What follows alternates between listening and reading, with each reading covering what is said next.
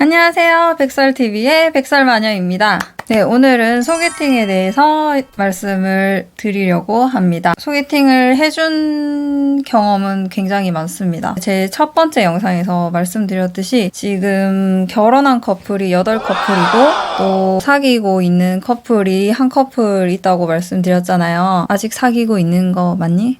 지금까지 제가 해줘서 사귀었는데 깨진 커플도 몇 커플 있거든요. 그러니까 제 소개팅으로 10커플 이상 사귀게 된 거예요. 그 정도 되려면 제가 100번 이상 소개팅을 해줬겠죠. 남자들이 소개팅에 나가면서 하는 생각에 대해서 여자분들이 좀 아셨으면 좋겠어요. 그런 걸 너무 모르시더라고요. 남자들이 소개팅에서 기대하는 게 뭔지, 뭘 원하는지, 소개팅에 어떤 여자가 나오기를 원하는지 그런 걸 좀 알아가는 시간이 되셨으면 합니다.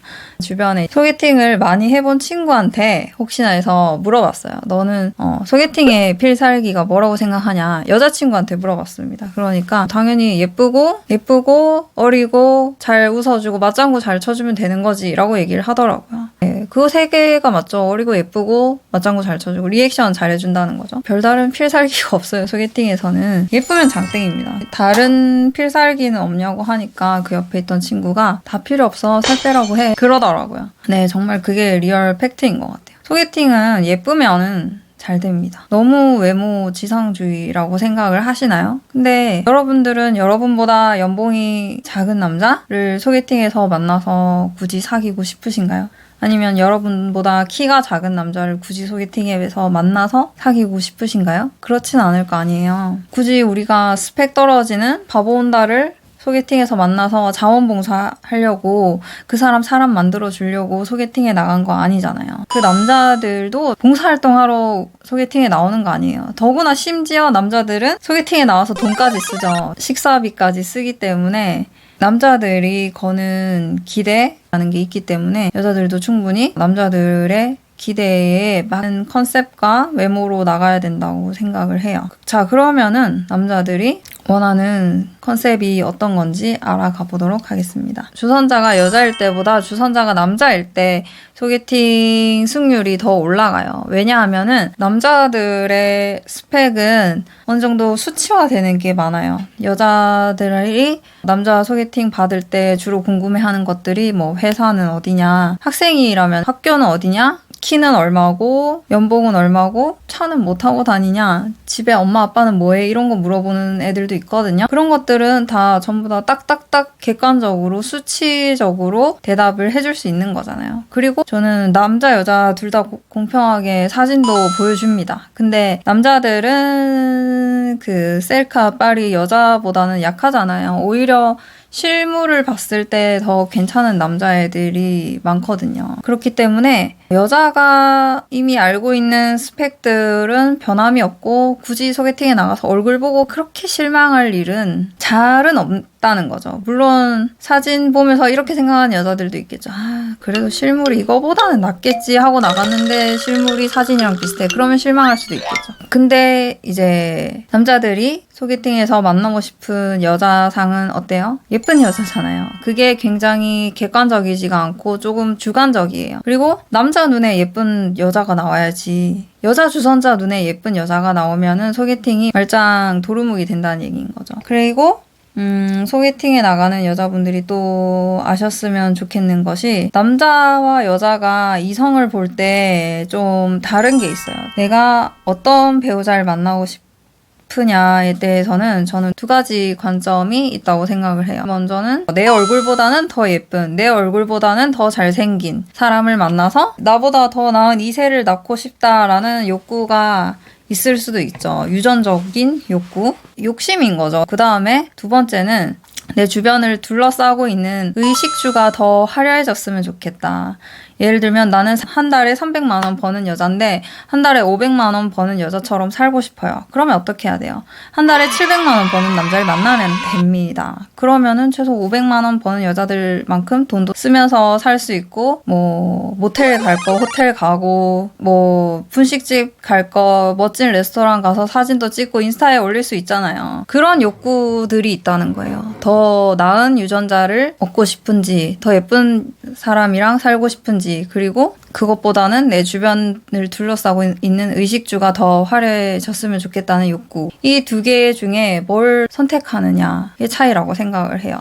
그래서 남자들은 주로 남자 쪽을 본다고 생각을 합니다. 그래서 그 사람 자체를 본다는 거죠. 이 여자가 무슨 가방을 들었는지, 무슨 차를 타고 왔는지, 지하철을 타고 왔든지, 옷은 브랜드를 뭘 입는지, 뭐 통장에 돈이 얼마나 있는지, 그런 거는 그렇게 관심이 없다는 얘기예요. 그냥 이 여자 자체가 좋다는 거예요. 이 여자랑 무인도에 떨어졌을 때 그런 것들은 다 소용이 없잖아요. 그 여자가 뭘 입고 있는지 그런 건 다 소용이 없다고. 무인도에 떨어져도 바뀌지 않는 그런 것들. 여자의 얼굴, 피부, 뭐 개념, 키 이런 것들을 본다는 거죠. 그래서 남자들은 내가 300만 원 벌면은 300만 원 버는 만큼의 생활을 하면 되고 나보다 좀 덜 벌더라도 그냥 예쁜 여자랑 살고 싶다는 욕구가 더 크다는 거예요.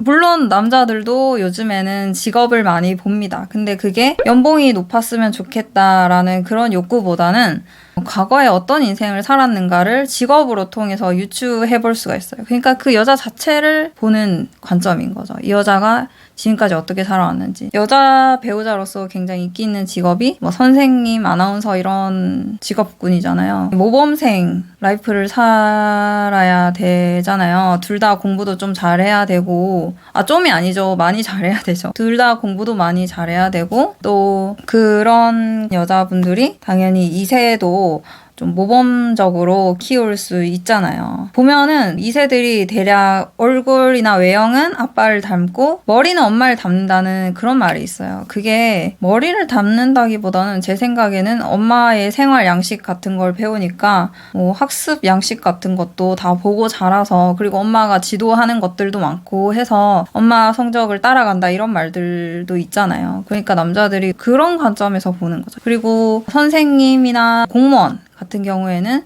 육아휴직 시스템이 잘 돼 있기 때문에 2세를 키우기 적합한 직업이라고 판단을 하는 거죠. 그래서 그런 직업들이 인기가 많은 거예요. 연봉을 보고 그런 개념이랑은 조금 다르다는 거죠. 그런데 여자가 남자를 볼 때는 어떨까요? 어릴 때는 비슷하다고 생각해요. 기껏해야 학벌까지는 보겠죠. 그리고 뭐 키, 얼굴 엄청 중요하잖아요. 잘생겼나, 키가 크나, 뭐 학교는 어디 다니나, 뭐 그 정도 수준인데, 이제 본인이 사회에 나가서 20대 중후반이 되고 그러면은 자기도 직업이 있으니까 남자 직업을 보는 거예요. 직업은 정규직인지, 연봉은 얼만지, 차는 뭔지, 집안 어르신 분들은 뭐 하시는지, 결혼할 때 집에서 얼마나 해줄 수 있는지, 그런 것들. 그러니까 그 사람 유전자 그 자체보다는 점점 그게 그 주변으로 퍼져 나간다는 거예요. 그 사람을 둘러싸고 있는 이 숫자, 이 사회적 스펙, 이 시스템에서 어느 정도의 위치에 있느냐가 중요한 거예요. 그래서 제가 여기서 남자분들한테 팁을 드리고 싶은 게 하나 있어요. 제가 사실 남자애들 대면할 때 굳이 이런 말 하진 않거든요. 되게 충격받더라고요.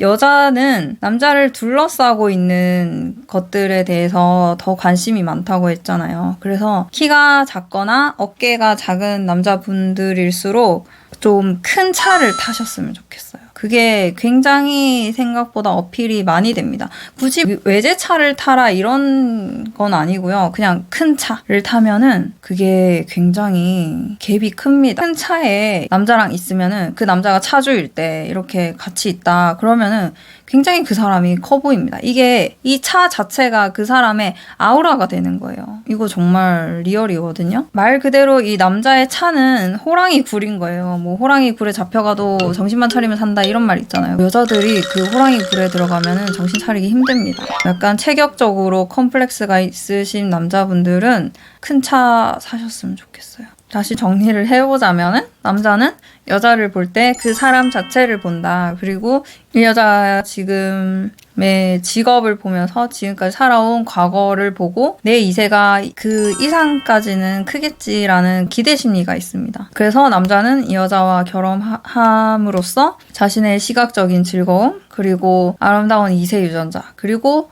밝은 가정에서 얼마나 똑똑하게 키워줄 수 있느냐, 그거를 관점으로 보는 거예요. 그래서 남자들이 밝은 여자를 좋아하는 겁니다. 남자들은 자기가 30평대 아파트를 살 수준이 된다 그러면 그냥 그 30평대 아파트에서 예쁘게 뽁닥뽁닥 커주는, 깔깔깔 웃으면서 행복하게 커주는 아기들과 여자를 원하는 거지, 내가 굳이 이 여자의 재산을 통해서 40평대 아파트에 살고 싶다 이런 욕심을 가지진 않는다는 거예요. 가치관을 더 그쪽에 둔다는 거죠. 근데 여자들은 내 의식주가 좀 더 안정이 된다거나 아니면 좀 더 플렉스해졌으면 좋겠다, 좀 더 화려해졌으면 좋겠다라는 욕구가 있다는 거죠. 왜냐하면은 일반적으로 결혼을 하고 나서 임신, 출산, 육아 이 3종 세트를 여자가 한다고 하면은 그 기간 동안에는 여자가 온전히 그 이세에 매달려야 되기 때문에 자신의 생계를 책임져 줄 남자가 필요해요. 그래서 그게 굉장히 중요한 요소이기 때문에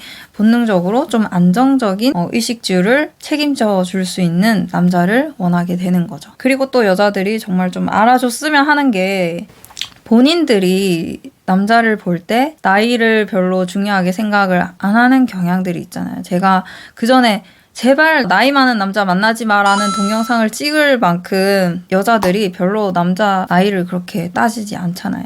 그렇다고 해서 남자도 여자를 볼 때 나이를 별로 따지지 않는다고 생각하시는 분들이 많아요. 그러니까 자기 관점으로 남자를 보는 거죠. 나는 남자를 볼 때 나이 좀 많아도 상관없으니까, 남자들도 내 나이 볼 때 내가 뭐 지금 몇 살이지만은 그게 그렇게 중요하지 않겠지라고 생각하시는 분들이 많은데, 남자들은 여자 나이 중요하게 생각한다는 거 알아주셨으면 좋겠고, 또 여자들이 남자를 볼 때 직업, 학벌, 성격 이런 걸 본다고 해서 남자들도 그렇게 많은 걸 본다고 생각하시는 분들이 많아요. 그래서 그런 경우가 생기는 거죠. 나는 명문대 나왔는데, 나는 굉장히 좋은 직장 가졌는데? 라면서 굉장히 그 가치가 결혼 시장에서 엄청나게 크게 먹힐 거라고 생각을 하고, 콧대가 하늘 높은 줄 모르고 높으신 여자분들이 많아요. 그 여자가 예쁘면 당연히 금상첨화지. 근데 안 예쁜데 나는 학벌이 이 정도 되니까, 나는 직업이 이 정도 되니까 안 예뻐도 돼 라고 생각하시는 분들이 굉장히 많아요. 근데 남자들은 그렇지 않다는 거를 인지를 좀 해주셨으면 좋겠어요. 소개팅에서 여러분이 목표로 해야 될 거는 예쁘게 잘 스타일링된 겉모습, 그리고 나는 밝은 여자다라는 이미지를 주는 게 중요해요. 잘 웃어주면 되는 거고, 남자들 하는 말에 리액션 해주면 되는 거고, 대답 잘하고, 그리고 당신은 나의 예선전을 통과했다. 너는 나한테 이제 연락만 하면 돼. 애프터 신청만 하면 돼. 나는 기다릴게. 이런 느낌을 주는 거예요. 그거를 말로 하지 마시고요. 기다릴게요. 이런 말 절대 하지 마세요. 그런 말을 하는 게 아니라 눈에서 하트 뿅뿅뿅뿅 막 좋아하는 티가 나는 거잖아요. 이렇게 계속 깔깔깔거리고 웃고 쳐다보고 대답 잘하고 이러면은 남자들은 착각이 워낙 잘하는 동물이니까 남자들이 긴장을 풀고 소개팅이 끝난 뒤에 애프터 신청을 할 수 있도록 당신은 나의 예선전을 통과했습니다 라는 메시지를 충분한 웃음과 리액션으로 보여줘야 된다는 거죠. 나의 개성과 나의 진지하고 딥한 내면을 보여주고 싶을 수도 있는데, 그런 거는 일단 애프터를 받고 나서 애프터에서 그런 모습을 보여주세요. 나는 사실 청바지가 더 잘 어울리는데 완전 쫙쫙 빠졌는데, 이런 모습 보여주고 싶으면은 두 번째 만날 때 청바지 입고 나가면 되잖아요. 두 번째 만날 때 좀 섹시하게 나갈 수도 있잖아. 근데 첫인상은 최대한 무난한 외형으로 나가시는 게 좋다는 거예요. 그렇게 첫인상을 주면은 남자들이 연락을 하기 쉽기 때문에 일단 연락을 받는 게 제일 중요하거든요. 이 소개팅이 예선전인 거잖아요. 예선전은 사실 그 밥 먹는 시간, 카페에 같이 있는 시간 다 필요 없고요. 첫 만남 있잖아요. 만나서 안녕하세요 하는 그 딱 3초도 안 되죠. 한 1, 2초 만에 이 남자는 애프터를 할 건지 안 할 건지, 고냐 스탑이냐는 정해져요. 이미 안녕하세요 할 때 딱 정해졌고, 그 다음에는 고를 할 거면은 그냥 남자가 다 맞춰줘요. 여자 코드에 맞춰서 대화를 해줍니다. 대화를 유도하고 리드하려고 해요. 근데 안녕하세요 할 때 마음에 안 들었다. 그러면은 아무리 여자가 코드를 맞추려고 해도 남자가 코드를 도망가서 그냥 대화가 안 돼요. 안녕하세요 하는 그 시간에 딱 모든 게 결정이 나고, 나는 이 여자가 마음에 드는데 연락을 해도 될까? 라는 생각이 들면, 네? 그때 이제 여자가 계속 웃으면서 리액션을 잘해주면은 애프터 신청을 할 수가 있다는 뜻입니다. 진짜 여러분들의 내면을 볼 수 있는 본선전은 애프터 두 번째 만남인 거고 예선전을 통과를 해야만 본선을 치를 수 있다는 거 다들 잘 알고 계시죠? 애프터를 이끌어내는 게 여러분들의 소개팅의 미션입니다. 네, 오늘 알려드린 소개팅에 대한 남자들의 심리가 여러분들에게 유익했다면 좋아요와 구독 눌러주시기 바랍니다. 그러면 다음 시간에 다시 만나요. 안녕.